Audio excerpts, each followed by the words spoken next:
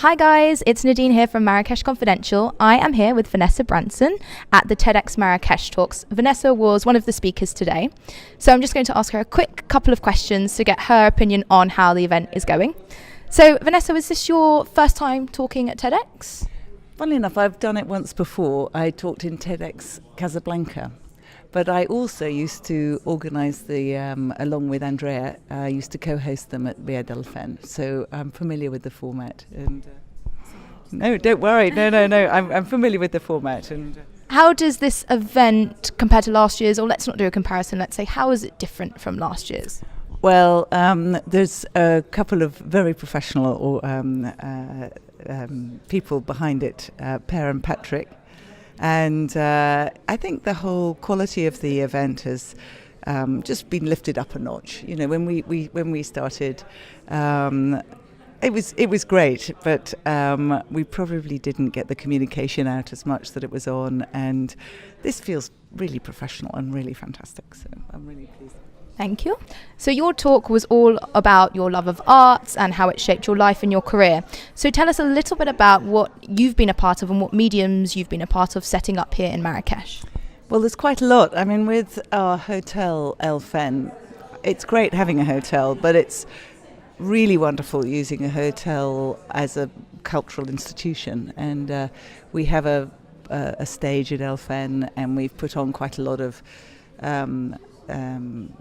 musical events and sort of happenings.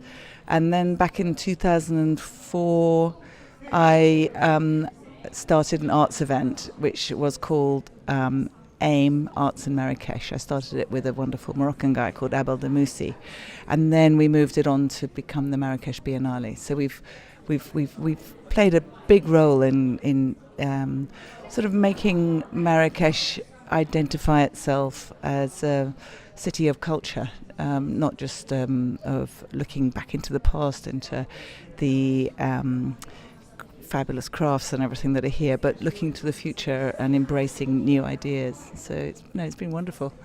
Okay, great, thank you. Okay, so something that you said in your talk was that the arts is a safe place to discuss dangerous ideas.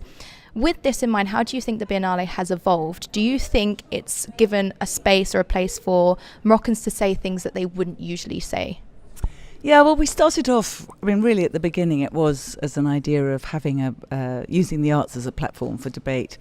And then the Biennale evolved into wanting to become a world-class arts event. And so obviously the arts are political and you can't get away from that, but it was very, very important that we set a standard that was really high, and so we would get world-class artists here and a world-class audience.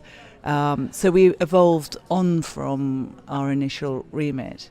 I think that over the last 12 years there's been a growing confidence in Morocco, and I mean, I don't think that there's ever been a sort of, I haven't been aware of it as an outsider, but where ideas have been repressed. But I think there's a confidence in, and also an understanding of the language, which I was also saying, in being able to express your ideas. And it's been a wonderful thing to see this evolution. And I think that, if we can keep the Biennale going, that Marrakesh could become as important as Venice as a cultural centre. Perfect. Well, let's hope so. Thank you so much for your time, Vanessa. Enjoy the rest of the afternoon. So we're just going to head off now into the talks of the afternoon. Stay tuned. That's an exclusive from Marrakesh Confidential.